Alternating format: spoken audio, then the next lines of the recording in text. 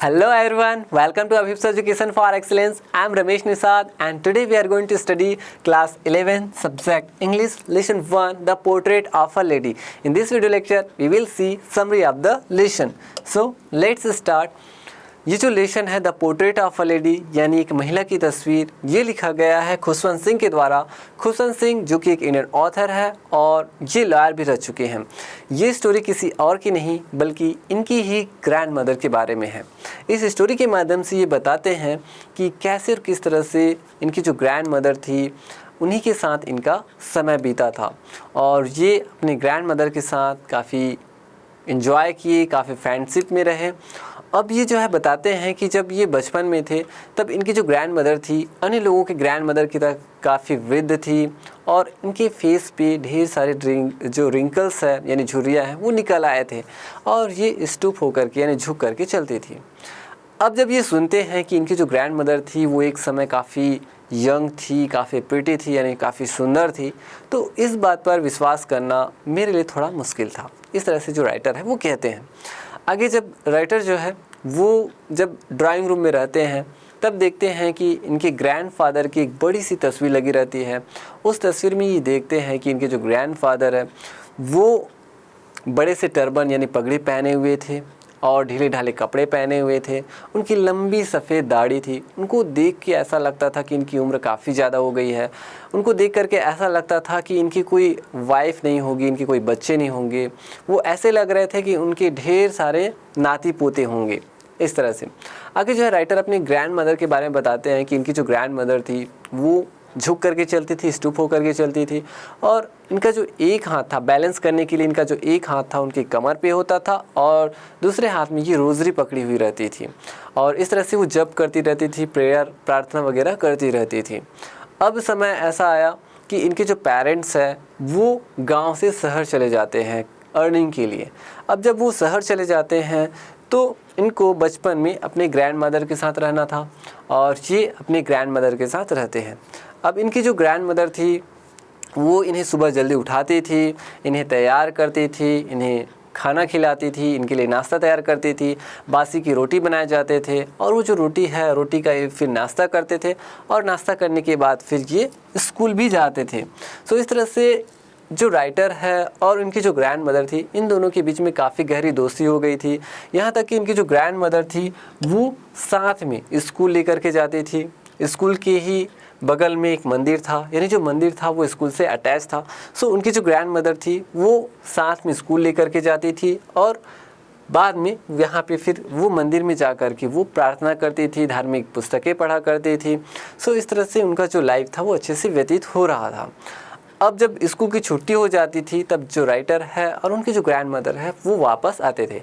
तब आते टाइम जब कुत्ते मिलते थे यानी गलियों में कुत्ते मिलते थे तो वो जो कुत्ते हैं उन कुत्तों को जो ग्रैंड मदर थी वो रोटी के टुकड़े डाल दिया करती थी।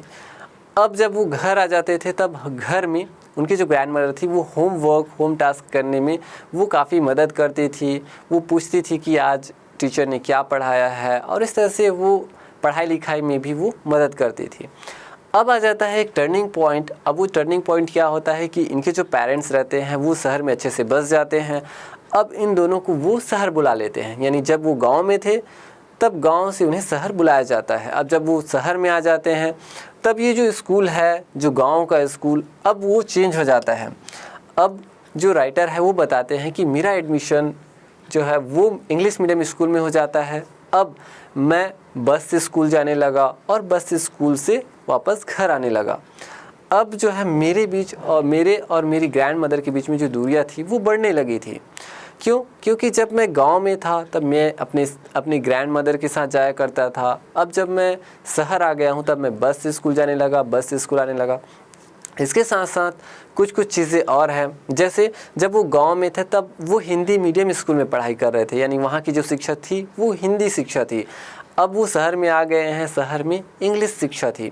सो इस तरह से जब वो बताते हैं अपने ग्रैंड मदर को कि आज मैंने द ग्रेविटी ऑफ लॉ पढ़ा या मैंने द अर्थ इज़ राउंड पढ़ा या फिर मैंने द आर्किमिडीज के सिद्धांत को पढ़ा, तो वो जो ग्रैंड मदर है वो समझ नहीं पाती है, वो इंग्लिश के वर्ड्स को समझ नहीं पाती है, ये साइंस वगैरह वो समझ नहीं पाती है। उनको लगता है कि ये क्या शिक्षा पढ़ाई जा रही है, यानी ये सारी चीज़ें क्या है, ये बेकार की चीज़ें, मीन्स ये जो शिक्षा है ये अच्छी शिक्षा नहीं है, इसमें भगवान के बारे में, धार्मिक ग्रंथ के बारे में नहीं पढ़ाया जा रहा है, इट मीन्स ये शिक्षा अच्छी नहीं है। और इस तरह से वो नाखुश रहने लगी क्योंकि वो होमवर्क में मेरी मदद नहीं कर पा रही थी। इस तरह से जो राइटर है वो आगे कहते हैं। कुछ समय बाद जो राइटर है वो बताते हैं कि आज हमें जो म्यूज़िक है वो सिखाया गया, डांसिंग, सिंगिंग, ये सारी चीज़ें सिखाई जाती है। तो जो ग्रैंड मदर है वो थोड़ी सी और नाराज़ हो जाती है, वो कहने लगती है कि ये क्या सिखाया जाता है, ये सब बकवास की चीज़ें हैं, ये जो चीज़ें हैं ये निम्न वर्ग के लोगों के लिए है, ये हम जैसे डिसेंट लोगों के लिए नहीं है, यानी जो नाचना गाना। तो इस तरह से जो ग्रैंड मदर है वो कहने लगती थी। आगे क्या होता है कि जो राइटर है वो थोड़ा और बड़े हो जाते हैं, अब वो स्कूल से यूनिवर्सिटी जाने लगते हैं। अब जब वो यूनिवर्सिटी जाने लगते हैं तो उनके पास एक सेपरेट रूम रहता है, यानी उनको एक सेपरेट रूम दिया जाता है। अब जब सेपरेट रूम दिया जाता है तब वो अकेले रहने लग गए। मीन्स जो ग्रैंड मदर थी वो थोड़ी सी और, उन दोनों के बीच में थोड़ी सी और दूरी बढ़ जाती है।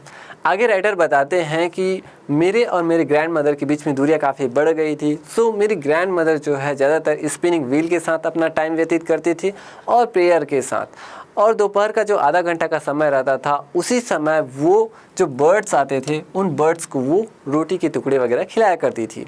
सो जैसे कि वो गांव में थी तब वो कुत्तों को रोटी के टुकड़े खिलाया करती थी, रोटी वगैरह खिलाया करती थी। अब वो शहर में आ गई है, चूँकि शहर में उस गली में कुत्ते नहीं थे, तो वो कुत्ते के बजाय वो जितने भी बर्ड्स रहते थे, जितने भी बर्ड्स आते थे, उन बर्ड्स को वो रोटी के टुकड़े खिलाया करती थी। सो वो जो समय रहता था, आधा घंटा का समय, वो उनके लिए काफ़ी आनंदित समय रहता था, वो काफ़ी इंजॉय करती थी उस पल को। अब आगे क्या हुआ कि मैंने डिसाइड किया कि मैं विदेश में जाऊंगा, फॉरेन जाऊंगा और वहाँ पे मैं शिक्षा लेकर के वापस आऊंगा। तो ये जो मैंने जो डिसाइड किया वो 5 वर्ष के लिए मुझे विदेश जाना था। तब मैंने सोचा कि मेरी जो ग्रैंड मदर है वो काफ़ी इमोशनल हो जाएंगी, वो काफ़ी दुखी होंगी, बट ऐसा नहीं हुआ। हालांकि वो मुझे रेलवे स्टेशन तक छोड़ने आई, बट वो उतना इमोशनल नहीं हुई और मेरे जो फॉरहेड है उन्होंने किस किया। और मुझे ऐसा लगा कि मेरी जो ग्रैंड मदर है वो शायद जब मैं 5 साल बाद जब मैं वापस लौट करके आऊँगा तो उनसे मैं शायद नहीं मिल पाऊँगा, यानी कि वो शायद नहीं रहेंगी। सो इस तरह से जो राइटर है वो बताते हैं। लेकिन जब वो 5 सालों बाद वापस लौट करके विदेश से वापस आ जाते हैं एजुकेशन ले करके, तो उनकी जो ग्रैंड मदर थी वो फिर से लेने के लिए रेलवे स्टेशन आती है, वो हग करती है और राइटर को किस भी करती है, वो काफ़ी एक्साइटेड रहती है। और इस तरह से जो राइटर है वो बताते हैं कि मेरी जो ग्रैंड मदर थी उनमें बिल्कुल भी परिवर्तन नहीं आया था। मीन्स वो 5 साल पहले जैसी थी वैसी की वैसी वो अभी भी थी। अब वो जो ग्रैंड मदर थी वो काफ़ी खुश थी। शाम के वक्त उसी दिन आसपास की जो महिलाएं हैं उनको वो गैदर करती है, यानी एकत्रित करती है और पुराने से ढोल बजाने लगती है, गाना गाने लगती है। परिवार वालों के बार बार मना करने के बाद भी वो नहीं रुकती है और वो जो ढोल है वो बजाती रहती है, अपने आप को एग्जॉस्ट करती रहती है, काफ़ी थका देती है। और वही एक दिन था जिस दिन मैंने देखा था कि मेरी जो ग्रैंड मदर थी वो प्रार्थना नहीं की थी। इसके अलावा जब भी मैंने देखा था वो हमेशा प्रार्थना करती रहती थी, लेकिन वही दिन उसने प्रार्थना नहीं की थी। अगले दिन क्या होना था, अगले दिन इनकी जो तबीयत है वो बिगड़ जाती है, इनको फीवर हो जाता है और जो डॉक्टर है वो कहते हैं कि जो बुखार है वो चला जाएगा।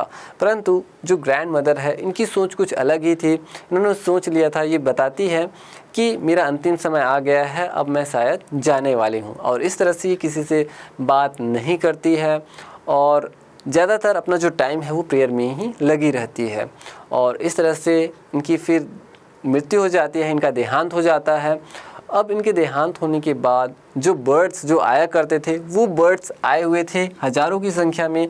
उन बर्ड्स को देख करके मेरी जो माँ है वो उनके लिए रोटी के टुकड़े डालती हैं, बट उन टुकड़ों को खाना तो दूर, वो बर्ड्स उन टुकड़ों पर ध्यान भी नहीं देते। और जैसे ही इनकी फ्यूनरल की तैयारी होती है, इनको वहाँ से ले जाया जाता है, मेरी जो ग्रैंड मदर है उनको जब वहाँ से ले जाया जाता है तो ये जो बर्ड्स थे वो बर्ड्स रोटी के टुकड़ों को बिना खाए ही वहाँ से उड़ करके चले जाते हैं और उसके बाद वे दोबारा फिर से नहीं आते। और जो टुकड़े डाले जाते हैं, जो रोटी के टुकड़े डाले जाते हैं, उन टुकड़ों को फिर नेक्स्ट डे साफ़ किया जाता है। और इस तरह से ये जो स्टोरी है the portrait of a lady वो समाप्त होती है। I hope you understood this video lecture very well. I will meet you in the next video lecture. Till then, thank you.